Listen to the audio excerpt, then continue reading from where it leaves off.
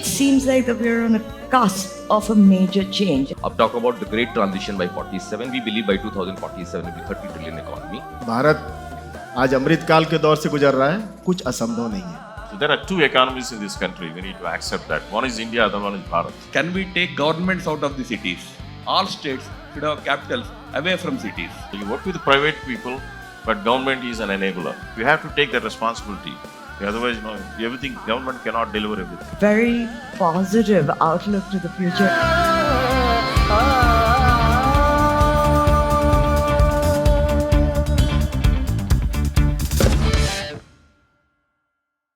Good morning and welcome to our 8th edition of India Ideas Conclave and our day 2. We've had a stellar day yesterday and today promises to be as good as and even better than yesterday. So thank you, Ashwin. This is our first session on the $10 trillion economy and I have 3 great panelists. But before I start, let me just allow me a couple of words. When we were growing up, we were very aspirational. We always looked towards the West, we wanted what we didn't have. But over a period of time, those aspirations have changed. Indians have, to a certain limit, what they had aspired for. The economy supports that, which it didn't earlier on. Even though Indians were aspirational, the economy wasn't. Today, it seems like that we're on a cusp of a major change. And I think Ram Madhavji also mentioned this, that every country, yesterday he mentioned this, that every country goes through a certain phase where it has this opportunity to reach a different level. And I think we are there now. However, we have very little space to make mistakes. There are certain challenges that we face. And there are certain realities that we live with. And I really do hope that today our speakers will put this into perspective, not just how far we have reached, but what is it that we should expect. So without much ado, may I please ask our first speaker, Mr. Tandon.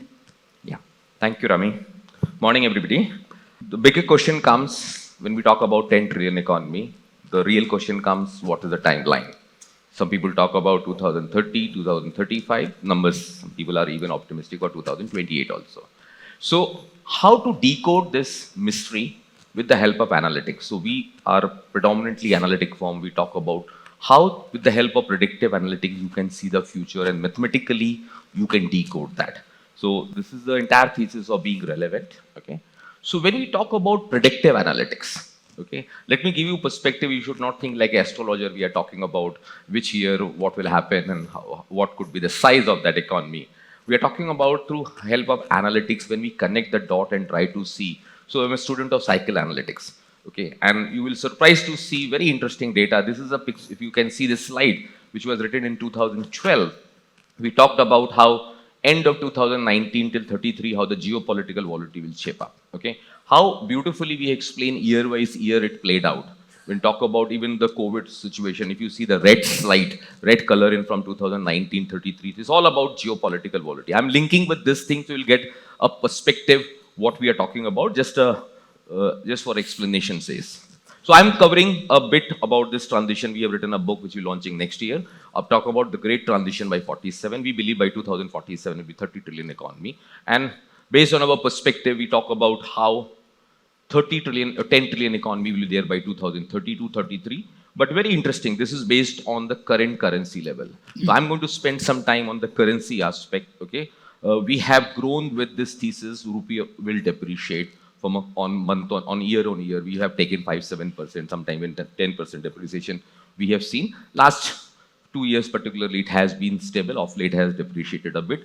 So if this entire thesis is based on 10 trillion, we're talking about, so based on the current level, let's say 84 half, and if we talk about 850 trillion rupees, okay, that's what the number comes out into rupees. But if I say, if rupiah is going to appreciate, okay, and our view is that in next 5 years, rupee has potential to appreciate by 36%. And this is the entire thesis, I decode that. Then, which you are talking about, the 10 trillion economy can be reached much earlier. If I say 32, 33, then if I say 36% depreciation, it can reach between 2028 and 2030. Okay, so the whole perspective changes. Now, a lot of people have view on the currency. Because, see, currency is a relative term. Okay, absolutes are important, but relative is more important. How relative changes will make this thing happening. Okay, so I'll explain some of the data points thing. We all talk about real economy, but the fact is that leverage economy drives the real economy. Okay, today leverage economy is 12 times of the real economy, and that is the genesis of from right in 1960 onwards how US has grown. This is all about leverage economy as a concept which got built. Okay, and this is the thesis which we are talking about. Going forward, we will be moving away from leverage economy to real economy. Okay, and that phenomena when it unfolds, okay, that's a transition which we are talking about till 2047. Then it has a potential that relevance of countries like US will decay. Okay, and dollar will not be a reserve currency status. So this is the entire thesis which we are trying to build. How, with the help of CBDC coming to picture, how the relevance of banking system which exists in this form. Banking is a byproduct of leverage economy. Banks will not, all commercial banks will not exist in this form what we are looking at. Global trade will not be the way we have done in USD terms. So couple of things I want to highlight what we are looking at. When we talk about dollar relevance will go by, dollar will not be a reserve currency by, if you go back and look at the history, how in last few hundred years, how the reserve currency has changed over a period of time. And as we are moving towards a multipolar world, what we believe that when the dollar relevance go, countries like Japan and France will not be top 10 economy. And this is all on mathematical data which we try to foresee and connect the dot and try to give a perspective. How in a commercial multipolar world this scenario will emerge. So I'll just running through small things. We believe CBDC will play a very important role and India is very well equipped for this. One of the best economy or the country in the world to capitalize both from technology perspective and the internet perspective. And global trades, okay? This big question comes whether you're talking about in the Bitcoin or DLT framework or the this sort of technology which is coming up, or blockchain technology which we talk about. Yes, is one of the most safest thing, and that's the way globally all central bank will adopt. But what we are talking about from a global perspective, that local all trades will happen through CBDC route, but all international trade will be backed by gold. That's one of the reasons we think gold will go to the roof by if I'm talking about 2040, 45 or 50 levels thing, then gold will be in a unique situation. All, if I have to talk about commodities, real economy will go to the roof, okay? And that is a big change which we see. So far, we have left the importance of the real economy, and real economy is going to play a bigger role, and that's the reason we are more optimistic on the Asia-centric emerging market, including, obviously, China is a very important part. We cannot ignore China for time being also. It will remain relevant from longer-term perspective. So how we are trying to link, it's a long subject, but I'm briefly trying to cover it, okay? How this gold-based thing will be picked up. So we always believe that when we talk about the multipolar world, how the relevance of Russia, which is there. So when we talk about BRICS country currency, a lot of theses have been built. I think that should be the starting point. And if you look at the China has been trying to showcase yuan as a reserve currency. At the cost of economy, they have tried to stabilize that currency, and that, whether we believe or not, the trusting. But very interesting data which we can read through predictive analytics. What China is trying to do, China is trying to become a source for a carry trade. So far as the Japanese yen is the carry trade, okay? And if US interest rates keeps on declining, which is the case right now also against the global trend, then China has a potential, Chinese yuan has a potential to become a carry trade. That will be the first recognition of that thesis. And how the DXY is constructed, the moment you have big currency status, then obviously yuan will be the largest weightage. And that's the way go forward, and you cannot even ignore India into that. So when we're talking about next few decades, that's the reason we said this current decade belongs to India, maybe half century belongs to India. Now this whole thesis, I'm going to talk about how this perception analytics which you talked about, I'm just skipping some of the slides, okay? How the perception plays a very important role. This is something now a lot of people have been from the markets, understand the forecasting, or you can forecast earnings of the companies or the GDP of the country based on certain assumptions. but nobody talks about forecasting the multiple. What is the multiple of that company you should get? Okay, so we have tried to decode with the help of perception analytics. Why I'm addressing this part? Because when I say something has changed in India or something got changed in 92 onwards for China in 1960 from US markets, something has changed for India.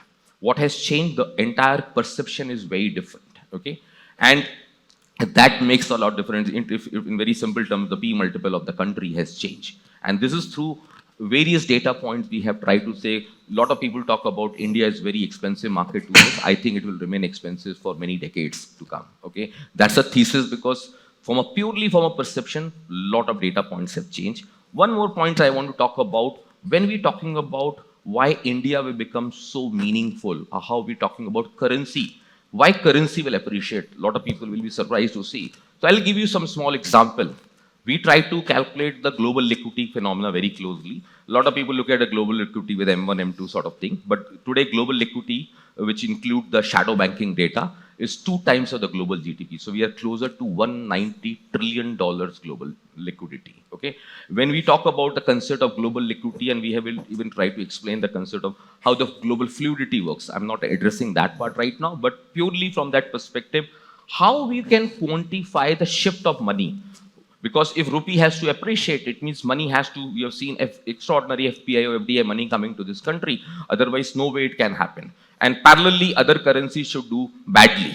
So we are talking about both the phenomena. We are talking about relevance of some of the global currency, the developed market currency. And when we're talking about money flow analytics, we try to see, let's make example of energy. When we talk about energy, never diet changes from hydro to mechanical or kinetic to potential. Similarly, money shift. If I try to example of, with the help of perception analytics or the risk appetite of the global markets or the country and the liquidity, when you look at together, we see a money flow analytics, how money shift from one asset class to other. Today, if you look at the developed market, risk appetite is actually peaked out, is declining, where risk appetite for Asia-centric emerging market, including India, is actually rising. So if you have rising risk appetite, through perception we're talking about, and rising liquidity, there could be something. If 10% of US money gets shifted from US market to emerging market, a country like India, there will be tsunami in Asia. And this is something which we believe, I'm keeping it very brief, how the money shift phenomena will play out. And if the real strength of the economy is about through currency. Okay. Now, China has taught us very different thing. You know, it is used as a weapon. You keep on devalue the currency. That thesis has played out very well. But that should not become a phenomena. Okay, like how we have never visualized negative interest rate. At least we have never taught it. Okay, so it was a theoretical exercise. We have seen very recently what happened. Okay, so those are the special situation. This sort of phenomena can also last for a few more years. But ultimately, you have to, based on the strength of the economy. So larger thesis, $10 trillion economy can be reached by 2028, 2030. And this is some of the thesis. I'll stop it here. Thank you so much. Yeah. You know, you've given us a very positive outlook to the future, and you've obviously been involved very deeply in predictive analysis. You have a book coming out as well. You know, so these numbers seem to be very reliable. But we are going to take a question answer session later. Yeah. You know, and I'm sure a lot of our audience have questions on it. But before that, I'm going to go to my next panelist, Ms. Pandey. Please, you have about 10-12 minutes. जय हिंद, नमस्कार। इस सभागार में बैठे हुए जो लोग मुझे सुन रहे हैं, उनको मैं ये कहना चाहूँगा कि इस मंच से जोड़ने के लिए मैं श्री राम माधव जी का और प्रकाश नायर जी का बहुत बहुत धन्यवाद देता हूँ। और इंडिया फाउंडेशन का जो ये कार्यक्रम है, जिसका 8वां संस्करण है, जो इंडिया आइडियाज़ कॉन्क्लेव का 8वां संस्करण है, उसमें मुझे बोलने का मौका मिला, इसके लिए भी आभार व्यक्त करता हूँ। देखिए, मेरा जो प्रोस्पेक्ट है, बिकॉज मेरा एक दायरा है जिसमें मैं सोचता हूँ, और उस सोच को मैं आपके ऊपर हावी तो नहीं करना चाहूँगा, लेकिन साझा जरूर करना चाहूँगा। और मेरा ये मानना है कि अगर राष्ट्र का प्रत्येक व्यक्ति एक परिकल्पना करता हो, और वो परिकल्पना अगर राष्ट्र की परिकल्पना बन जाए, तो कुछ असंभव नहीं है। हम $10 ट्रिलियन इकॉनमी की बात कर रहे हैं, और भारत आज अमृतकाल के दौर से गुजर रहा है, और जिस स्थिति में आज हम हैं, मेरा ये मानना है कि इसको पाना या इसको अचीव करना कोई बहुत मुश्किल काम नहीं है। जिस तरह से राष्ट्र के जो परिकल्पना है और राष्ट्र का परिकल्पना के साथ अगर हम ये देखते हैं कि हमारा इकोनॉमिक ग्रोथ, आर्थिक विकास किस तरह से हो, मेरा ये मानना है कि कई ऐसी चीज़ें हैं, मैं वैश्विक दृष्टि से इसका एनालिसिस नहीं करना चाहता हूँ, लेकिन कई ऐसी चीज़ें हैं जो हमारे पास हैं जो बाकी दुनिया के देशों में नहीं है। सबसे बड़ी बात यह है कि हमारा एक बड़ा वर्कफोर्स है जो बहुत ही युवा है, बहुत ही यंग वर्कफोर्स है। दूसरी बात कि जो हमारे शासन में लोग बैठे हैं उनकी जो दृष्टि है या उनका जो उद्देश्य है वो बहुत ही स्पष्ट है कि भारत जिसको 1 ट्रिलियन की इकॉनमी प्राप्त करने में कई वर्ष लग गए, उसको 2014 के बाद से कैसे सारे फैक्टर्स को इकट्ठा करके 10 ट्रिलियन की इकॉनमी तक लेके जाया जाए। और हमको इस बात से कोई गुरेज भी नहीं है कि हम भी उसके सहभागी हो सकते हैं। मेरा ये मानना है कि जब 140 करोड़ की जनता एक दिशा में एक मैनिफेस्टेशन के साथ काम करती है और इस ग्रोथ को या इस चेंज को, इस परिवर्तन को या इस परिवर्तन का हिस्सा अपने आप को मानती है, तो ये संभव है। हमारे पास एक बड़ा वर्कफोर्स है। आज तक दुनिया जो है भारत को एक उपभोक्ता बाजार की तरह देखती है क्योंकि हमारी संख्या बहुत बड़ी है, लेकिन इस बाजार को हम एक मैन्युफैक्चरिंग हब में भी बदल सकते हैं। और उसके लिए जो सरकार का प्रयास है, माननीय प्रधानमंत्री जी का जो प्रयास है, श्री नरेंद्र मोदी जी का जो प्रयास है या बाकी लोग जो उनके साथ काम करते हैं उनका प्रयास है, वो मुझे लगता है कि कहीं ना कहीं इस दिशा को प्राप्त करने और दिशा में आगे बढ़ने के लिए अनुकूल है और हम इसके साथ इस दिशा को प्राप्त कर सकते हैं, इस लक्ष्य को प्राप्त कर सकते हैं। आप चैलेंजेस हैं, आपको अगर बड़ा आपका लक्ष्य है तो आपके सामने चैलेंजेस भी बहुत बड़े हैं। हमारे जो इकोसिस्टम है उसमें चैलेंजेस हैं। हमारे यहाँ जिस तरह से अभी स्टार्टअप इंडिया, स्किल इंडिया, इन सब चीज़ों की परिकल्पना जिस तरह से की गई है पिछले 10 सालों में, मुझे लगता है कि इसको प्राप्त करने में बहुत कठिनाई नहीं होगी। चैलेंजेस इसलिए है कि अभी भी हमारा जो सिस्टम है वो कहीं ना कहीं सब्सिडी की तरफ ज़्यादा ध्यान देता है, उद्यमिता के क्षेत्र में इंसेंटिव्स की तरफ कम ध्यान है। तो हमको सब्सिडी से इंसेंटिव्स की तरफ मूव करना चाहिए। हमारा जो इकोसिस्टम है वो इस तरह होना चाहिए कि हम उद्यमिता को बढ़ावा देने के लिए, पब्लिक प्राइवेट पार्टनरशिप को बढ़ावा देने के लिए और मैन्युफैक्चरिंग के क्षेत्र में, इंफ्रास्ट्रक्चर के क्षेत्र में, ऊर्जा के क्षेत्र में सरकार के साथ जनता को भी मिलके, लोगों को भी मिलके, प्रत्येक व्यक्ति को मिलके, इनफैक्ट छोटे से छोटे एंटरप्रेन्योर के साथ साथ बड़े से बड़े औद्योगिक घराने को मिलके काम करना चाहिए, तो हम इसको अचीव कर सकते हैं। इसके अलावा जो हमारे पास एक यंग वर्कफोर्स है, उसको अगर हम कैपिटलाइज कर पाएँ, उसको हम चैनलाइज कर पाएँ, उसकी ऊर्जा को हम एक सही दिशा दे पाएँ, तो मुझे लगता है कि इसको प्राप्त करना मुश्किल नहीं है। सारे देशों के अपने अपने विकल्प हैं और सारे जितने भी देश हैं उनकी अपनी अपनी क्षमता है और उनकी अपनी अपनी कठिनाइयाँ भी हैं, समस्याएं भी हैं। लेकिन आज के इस दौर में जो अमृतकाल का दौर है और हम ये एक्सपेक्ट करते हैं कि आने वाले समय में 2032 या 2047 तक हम इस 10 ट्रिलियन डॉलर की इकॉनमी को अचीव कर सकते हैं, प्राप्त कर सकते हैं। और ये बिल्कुल संभव है क्योंकि अगर ये सारे फोर्सेस जिनकी मैं बात कर रहा हूँ उनको हम कंबाइन करें, उनको चैनलाइज करें, तो हम कहीं ना कहीं इसको प्राप्त कर सकते हैं। Thank you mister Pandey. आपने एक दो बातें की अबाउट हमारा डेमोग्राफिक डिविडेंड है, सब्सिडी टू इंसेंटिव्स के ऊपर मूव करना चाहिए, infrastructure, manufacturing, all of this should come together. Again, this is a very, very positive outlook to the $10 trillion economy that we are trying to achieve. I'm sure we have some challenges as well. Correct. And maybe we can discuss that in the question answer session. But I had the opportunity to discuss with Srini about what he does, what we do, what our experiences have been in life. And one of the things that we spoke about is even when Srini was growing up, he very pertinently mentioned that buses was something that he hadn't seen. Transportation was a problem. It's something that, I remember when I was growing up and studying the Northeast, there wasn't any transportation, there wasn't any infrastructure. Srini, you come from a very unique point of view, so you're my third panelist, and I know what we've spoken about, but, maybe you could look at things from a point of what our real realities are and what we're dealing with. Good morning to all of you.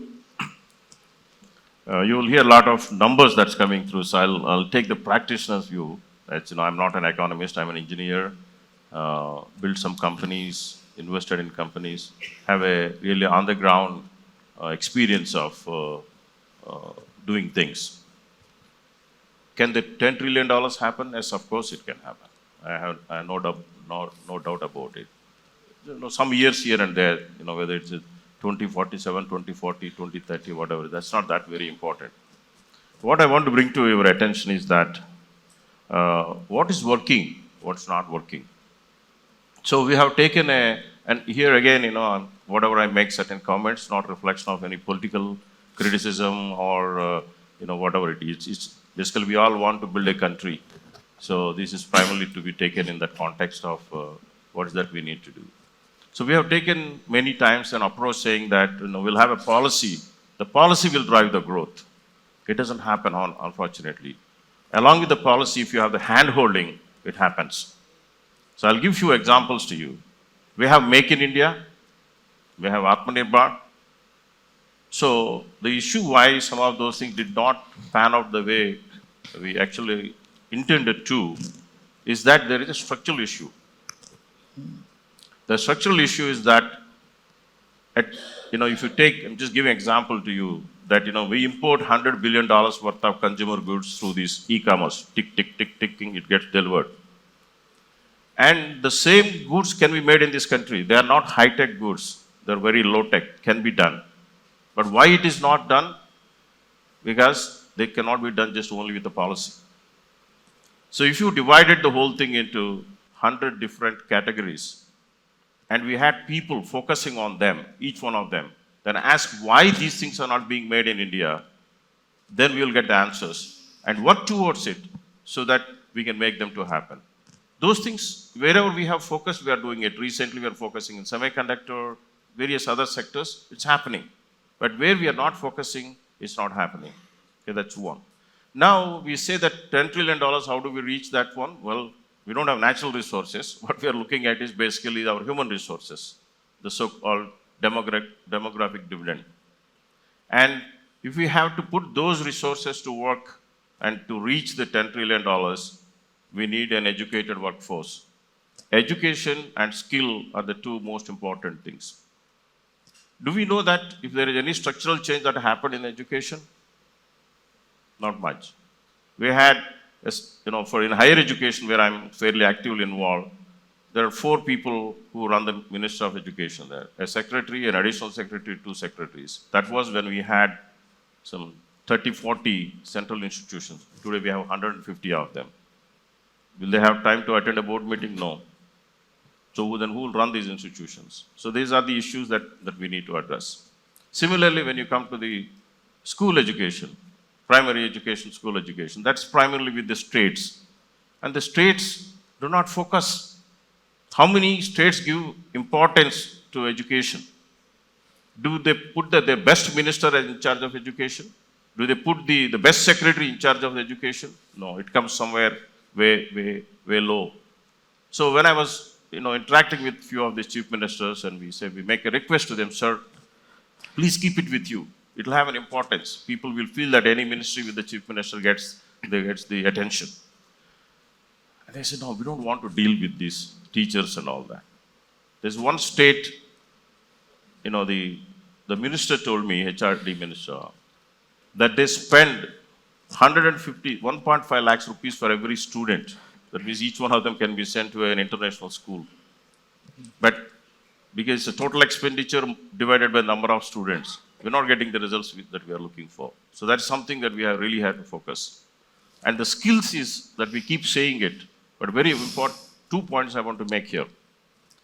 The entry-level salaries of most of the people is about 15,000 rupees, approximately here and there. Did we ever ask the question, where do they live? How do they live? Where do they eat? How do they come to the work? No. They just have to find somewhere. That's the reason why I was told, this is not my numbers, somebody else's, 60% of the people, they come to work and go back to their villages again because they don't have any savings. So we need to address those kind of things. That one of them leads towards the housing. There are 2 sectors in this country do not follow the economics. So we do have very senior people here. One is rental housing. The other one is the agriculture. the yield on the house, if you buy a house anywhere in India, is 2 to 3%. How does anybody invest money in housing so that they can get 2 3%? The interest rates are 9-10%. So this year, there is a program in the new budget to give some subsidy to meet some of that, but it's not sufficient, and the government is working on it. So I was told that they'll work on it. So number one focus has to be for us, those people who migrate from the villages to the cities, they should have, we should address as a society, as a government kind of thing, that that there's a place for them to live, there's a transportation system that works kind of thing. And the urbanization itself, I want to just say a few things. So China has gone in the direction of, they said we'll build new cities, greenfield cities. So there was about 20 years ago, in 2004-05, when we had the new government came in, Mr. Manmohan Singh government, they talked about it in the name of their CZs. I raised my hand in one of them, and that time, the origin of the Sri City project near Chennai, it is in Andhra Pradesh, but very close to Chennai. It started that, and now 16, 17 years since that time. And we have a very good experience of what it means in terms of policies of creating new cities. And thanks to that, Mr. Chandrababu Naidu, when he wanted to do the new capital city, he's appointed me for 3-4 years as an advisor for that. So we developed a model. It works. So that is important thing is, we go into this land acquisition because we Indians want to own everything. Okay. So instead of land acquisition, you go for a land pooling method. The beneficiaries will be the people who are the owners of the land. That the government needs to money, to set up the infrastructure and all that. There are models available. It's been done in Gujarat, in Maharashtra, and in Andhra. So if we follow those models, you can create the new greenfield cities, but not too far away. Again, the people don't want to go there. They have to be closer to the new existing metropolitan cities where there are airports, ports kind of thing. It has to be closer to that so that it works on it. So for us, the way it worked out is that the senior management and the middle management, they live in Chennai.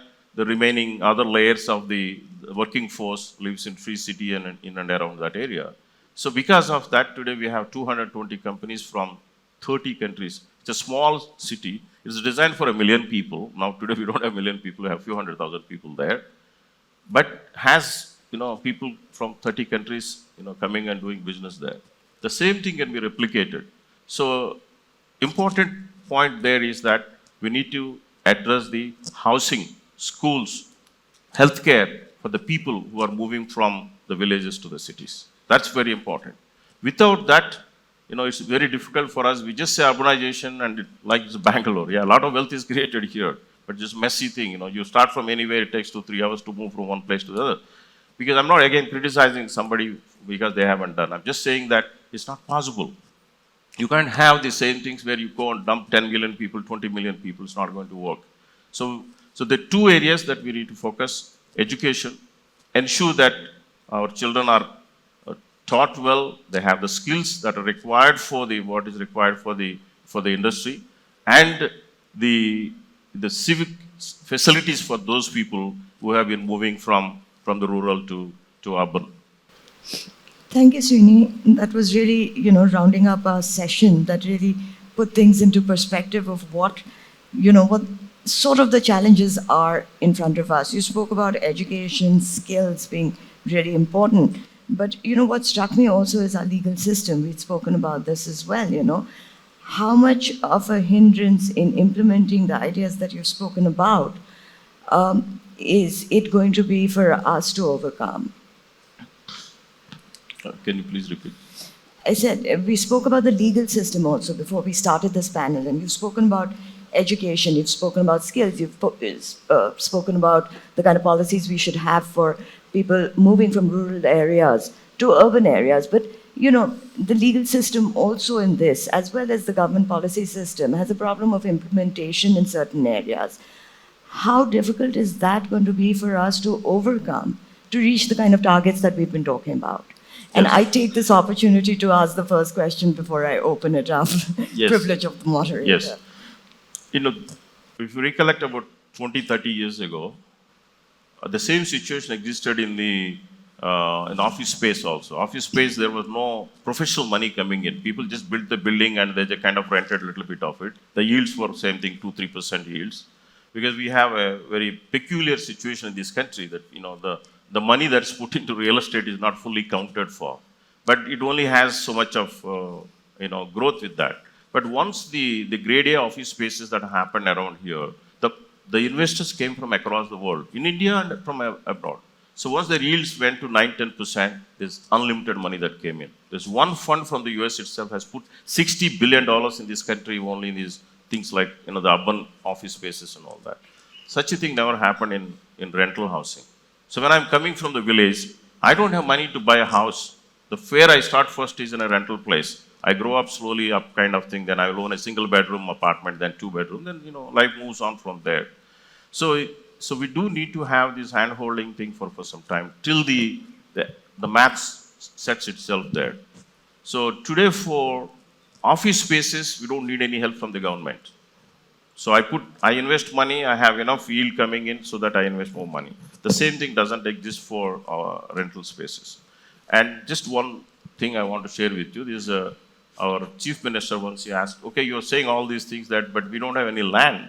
And the land is already sold off and all that kind of thing. It's there outside the city. Then you build there, then you have to put more transportation to bring them to the center of the city.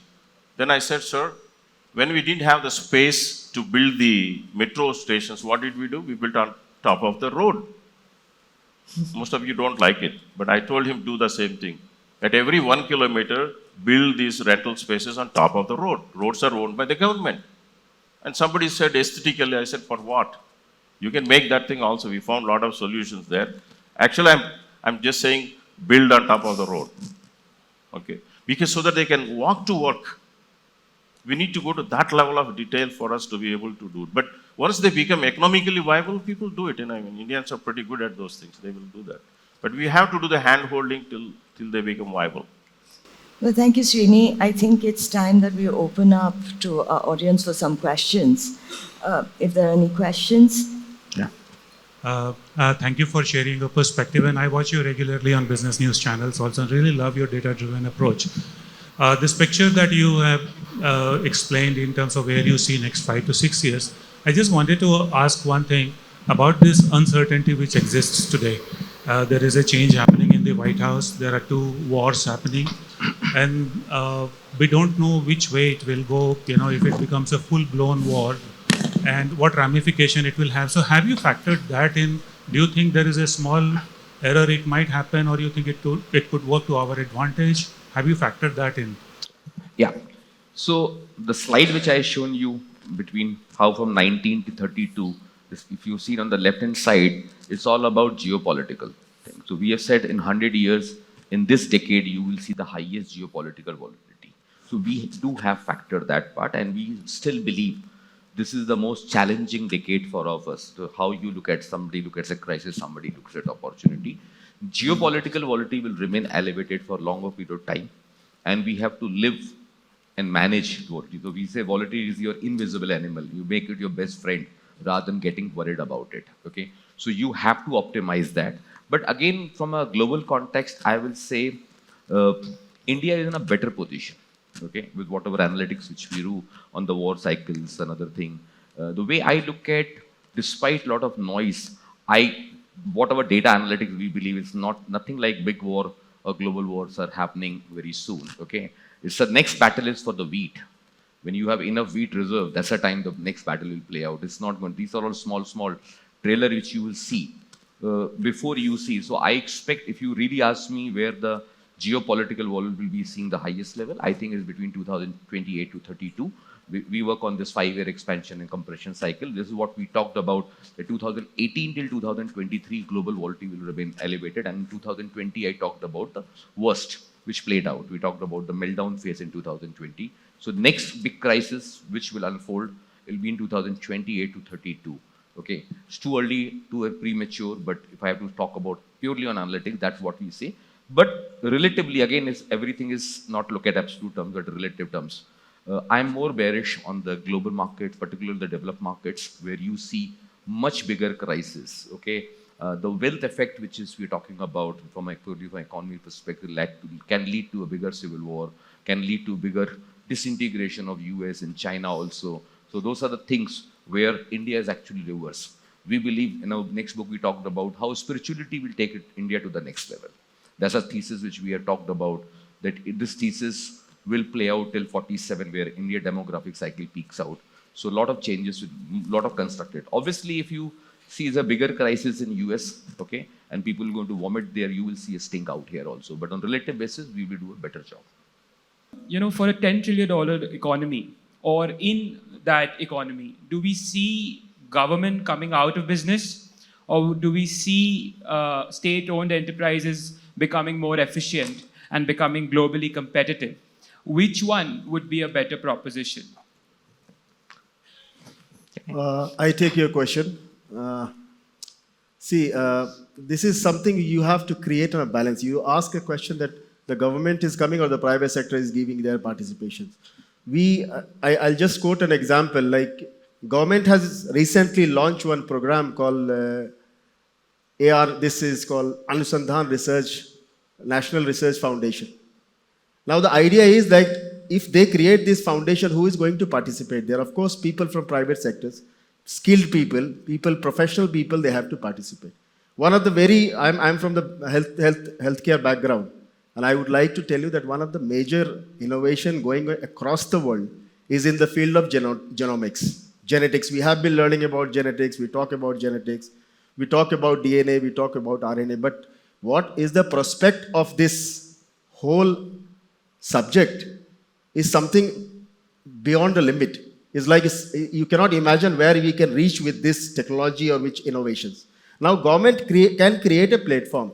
So government has created a platform in terms of like a foundation where you can put your ideas, you can create some value addition into the system. But at the same time, this subject, you have to perform, like private participation is very, very important. As we are talking about genomics, as I think everybody is using medicine now for any disease, even for the COVID, we have seen how it happened. But what is important, like, genetics is a subject which gives you the entire outline of a person. And today, if I get a cancer, there is a prescribed medication for me, and the same medication is going to be used for another patient also. But the cases of relapses or the efficacy of this medication has a different value. A same medication could be very effective with one patient, and it could have a very less effect on another patient. How it works. So basically what we are doing, we are creating one medication and we are using for the whole population. Genomics is a subject where you can just analyze, like you can do the personalized medication. You analyze the genetic code of a person and then do the medication for him. It's like a personalized medication for him, where you design a medicine for him. So how it is going to happen, the whole world is working in this direction. We can also work in the direction. How? Now the government has created a platform. I think Pradhan Mantri ji has launched this in month of September. Now there should be a bridge between which appeal or which create a platform where more and more participants from the private sector, professionals, could join hand with the government. So this way, I think we can combine the forces. They create a platform, we deliver the value addition, and this will add on to the whole ecosystem. Hi, I'm Chetan Mukundan from Axonet. We do a lot of work in the healthcare space. You've answered a part of my question, but mine was a little more focused towards, of course, the panel, and you brought in, the educational aspect. If you look at our day-to-day lives, what does it revolve around? It revolves around food, it revolves around education, it revolves around clothing. These are evergreen industries. And then there is another fourth pillar which, is very important to us, each of us, that's healthcare. The whole health sector, including pharma, hospitals, genomics, and so on. How do you see that affecting the Indian economy? We have had a lot of medical tourism coming in. We have patients flying in all the way from the US to India for surgeries from all over the world. I mean, I'm going as far as the US and Australia. So how do you see that affecting the Indian economy and, getting us to that $10 trillion number, maybe even more? Thank you. See, this question has two aspects. when you talk about how this is going to contribute in $10 trillion economy, you have to understand that who is going to create this 10 trillion economy? This is the people. This is the citizen of the country. This is the workforce who they are. So how is your workforce is going to be effective and strong and can do some value addition into this $10 trillion economy race or the journey? So of course, this has to be skilled, this has to be educated. And one of the major aspects of this is the healthcare. If your workforce is healthy, of course, it is going to contribute more to your economy, more to your development. At the same time, when we talk about a global healthcare, India has a very emerging market, and India has a very strong message to the world.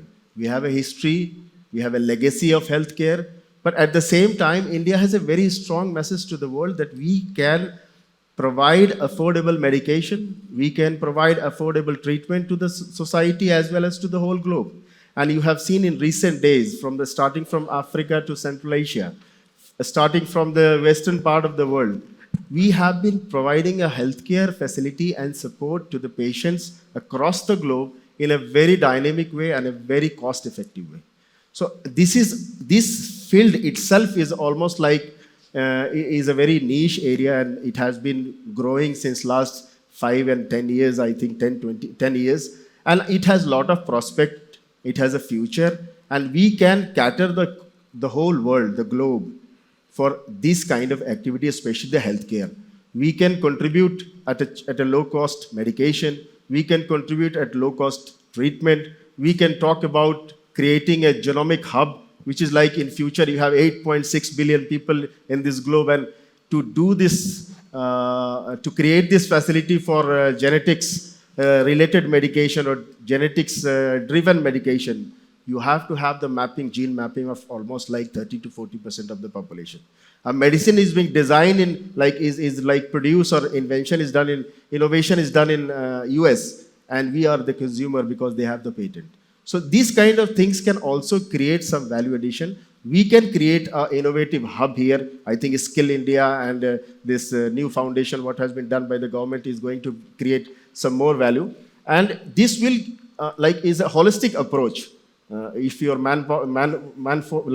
workforce is strong, it has to be strong, it has to be skilled, it has to be educated. At the same time, it has to be healthy. So how it has to be healthy? This has many parameters, but of course I am more into genomics, and I work on genomics on a different aspect. We work on a proteomic. So I can say that this is also one of the very important factor which is going to contribute. Thank you, thank you. There's one question from Ram Madhavji, and then I'll go to that question. Sir, Srini Raju ji, you built Srini City for industry, businesses to come and all that. You kept government out of it, I believe. You went far away from the cities where government is located. My question is, can we take governments out of the cities? Build cities for governments away from the, so that, government is far removed from businesses, industry and all that. They're like in US, in other places. Can we say that for next 10 years, all states should have capitals away from cities? No, I will not go to that extent. We work with government very closely. It's just that we don't have an elected government there, but otherwise all the permissions, everything is done by an executive officer appointed by the government. And we've been very fortunate that, we have had wonderful officers who've been, appointed there. We have our own police station, not our own. There is a police station there, there's a post office, there's a fire, and all the civic services that required that are there. I actually advocate that you work with the government very closely, okay, not to go away. But there are certain models that we need to follow so that we don't have this constant fight with land is mine, somebody is snatching away kind of thing. We get stuck there. And of course, some political forces come in to take advantage of the situation. But if we can build a model which is a win-win model, I think actually people, instead of saying don't come to my neighborhood, they will actually say please come and set up these things in my neighborhood, because they are going to benefit out of it. So it is just the model that we need to build and just share with every state and saying, okay, this works, which we have done very successfully in PPP models for the ports, airports, national highways and all that. They worked well. to a large extent. So this can work well here also. You work with private people, but government is an enabler. In this conclave, we are talking about building Bharat brand. In the formal economy, we are talking about legal issues. We are not addressing the issue of informal economy, which plays a crucial role in building Bharat. 30% or 40% of the country's GDP comes out of informal economy. Any thoughts on how to bring them into the system and how to address the problems faced by them? Any one of you can throw some light on it. That makes a crucial role in building Bharat because they play a crucial role. For example, pedestrian vendors. They are the people who have to be accommodated. We are talking about building a legal system, police, governance, and stuff like that. But we should address this informal economy, and any thoughts about it will be interesting to know about. Now, this is a concept, and Ms. Managra is here. I just want to say there are two economies in this country. We need to accept that. One is India, other one is Bharat. Okay. This India is what we all live here. You know, whatever is average income, you can afford 5-star hotels. You can afford a lot of things. And here you have the Bharat that they can't afford anything. There's a reality of life. Okay. Now, for us, when you have these things, you can have a structure, and these people know how to work with the governments and various things. The other people are not there. Honestly, we try to work many times to kind of help what we call the micro entrepreneurship or solo entrepreneurship. The street vendor you're talking actually that he has no employees, he's all by himself. So it's a solo entrepreneurship and micro entrepreneurship. So we have not been very successful, but there are a lot of NGOs kind of people starting to work on that, and there are some models that is there, but I can't just say in today's such a short program. But I do agree with you that there has to be focus around it. But of course, Government of India also has a program like Mudra loans and all that. But these people don't even know that they exist and how to go and get them. So we need to create that infrastructure, if you want to call the facilitation for them to work out. Because I also agree with you that this country is not going to be, the $10 trillion will not happen only with 10 people owning this country. Okay. So it has to be the millions of other people also that they have to be part of this growth story. I actually do have 2 more minutes, so I'd really like to take one more question, sir. You've been waiting. Thank you. Thank you. We talked about the policies and implementation, and we can see the gaps and we can find the solutions for that. But my point is little different. Government can make the policies and the system can work on it, but how and who and when will work on the public behavior? I see a very big gap in terms of society behavior towards all these areas. If you go any other country, you see the public, how they respect the rule of the law and the other citizens' space. But here, everyone talk about everything, Viksit Bharat, but as a society, as an individual, we don't behave like we want to go there. Everyone is like chalta hai attitude for everything. So my question to Srini sir is, who is working on changing the behavior as a society for the public? How and by when we can expect? Because my understanding is it takes generations to change such society and such behavior. We are talking about 1 decade to go 10 trillion economy, but as a society it may take 4 or 5 generations to become more disciplined, more organized and more systematic. Yeah. In one side we say that we want the government to be away from us. In another side we say we want the government to come and do everything for us. The biggest challenge that we face generally, I'll give you through an example to you, saying that you go to any group, you go to any university, which I go very often, and ask them, tomorrow morning I'm doing some volunteer work, how many of you will come? It's always 1-2%. Very interesting. Statistically, you go wherever you go there, rest of the people are very indifferent, they don't care about it. So now, then how do we, do it? There are certain very great examples in this country, like Akshay Patra people, how they have come through it. They built a great organization to deliver the food at low cost at everywhere. Now the states are saying, please take over like in AP and all of them, and the NTR canteen where they give food at a very low price. He said, please come and do it. So this is my personal opinion that the civil society has to take certain responsibility. Unfortunately, we don't retire in this country. You know, the politician will go on until he dies, businessman goes on until he dies. Only some government jobs you're forced to retire. But otherwise, so it has to be a combination of things. It has to be the government, it has to be the civil society, has to take certain initiatives. And yesterday, if you were there in one of the things where Sharad Sharma was talking about it, some of us have come together and say that we work on certain problems up to a POC, you know. Then after that, we go to the government and say that this is something what we have done in a non-profit mode. Now you please help us. So it has to be a combination of the non-profits, government, and the civil society, the people that we have to take that responsibility. Otherwise, you know, everything, government cannot deliver everything. There's been an extremely successful session, just looking at the amount of questions that are coming up, and I'm sure we'll have an opportunity to discuss it. We've discussed a variety of things, you know, as very positively as Asia becoming the next emerging big market.